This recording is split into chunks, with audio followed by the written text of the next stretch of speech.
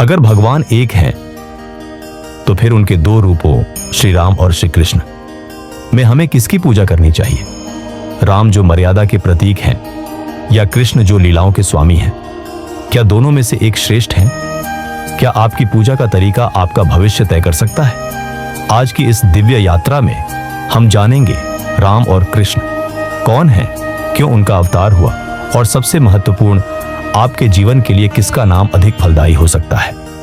राम, अयोध्या के राजकुमार, एक ऐसा पुत्र जो हर हाल में पिता की आज्ञा को शिरोधार्य करता है, मर्यादा की मूर्ति, आदर्श राजा। दूसरी ओर श्री कृष्ण, यशोदा का बालक, वृंदावन का कान्हा, मथुरा का नायक और कुरुक्षेत्र का सारथी, माखन छोर से लेकर गीता उपदेशक तक लीला पुरुषोत्तम।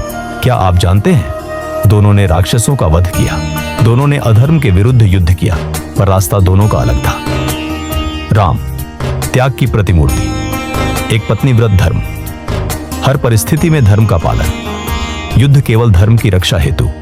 कृष्ण, व्यूह रचयिता, परिस्थिति के अनुसार नीति, अधर्म के विनाश हेतु। लीला, अर्जुन को गीता का ज्ञान। क्या आपको लगता है जो जीवन में ज्यादा सीधा है वो सच्चा है, या जो जीवन के हर मोड़ पर बुद्धि और चातुर्य से चलता है वो? राम को पूजने से क्या मिलता है? जीवन में स्थिरता, कर्तव्य पालन की प्रेरणा, पारिवारिक जीवन में संतुलन, धैर्य और सहनशीलता की शक्ति। श्री राम हमें सिखाते हैं कि परिस्थितियां चाहे जितनी भी कठिन हो, धर्म का पालन कभी न छोड़ो। उनके चरित्र को अपनाना हर गृहस्थ के लिए अमृत के समान है। अब आइए श्री कृष्ण की ओर। जीवन में उत्सव, प्रेम और भक्ति का भाव, विपरीत परिस्थितियों में बुद्धि और विवेक, मोह माया से ऊपर उठने की सीख, गीता का ज्ञान, कर्मयोग। कृष्ण की पूजा करने वाले को ज्ञान, भक्ति और वैराग्य तीनों की प्राप्ति होती है। वे कहते हैं, कर्म करो, फल की चिंता मत करो। यानी कृष्ण हमें सिखाते हैं कैसे जीवन को आनंदमय और कर्मशील बनाया जाए।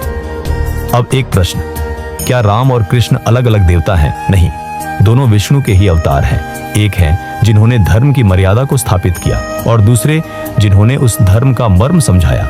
राम आदर्श जीवन का प्रतीक है, कृष्ण व्यवहारिक जीवन का रहस्य है। तो फिर किसकी पूजा करें? जवाब सरल है, अपने स्वभाव, अपने मार्ग और अपने लक्ष्य के अनुसार आप राम या कृष्ण या दोनों को पूज सकते हैं, क्योंकि अंततः राम में कृष्ण है और कृष्ण में राम। तो यदि आप एक गृहस्थ हैं, जीवन में स्थिरता और कर्तव्य निभाना चाहते हैं, श्री राम को अपनाइए। यदि आप जीवन की जटिलताओं को समझना चाहते हैं और आनंद व ज्ञान दोनों की ओर बढ़ना चाहते हैं, तो श्री कृष्ण आपके मार्गदर्शक बने। और यदि आप संपूर्णता की ओर बढ़ना चाहते हैं तो दोनों की पूजा कीजिए, क्योंकि दोनों साथ मिलकर ही जीवन को पूर्ण बनाते हैं। अब आप ही बताइए, आपके जीवन में कौन अधिक प्रभाव डालते हैं, राम या कृष्ण? कमेंट में जरूर लिखिए। और अगर आपने यह वीडियो यहां तक देखा है तो समझिए आपका जीवन भी दिव्यता की ओर अग्रसर है। जय श्री राम, जय श्री कृष्ण।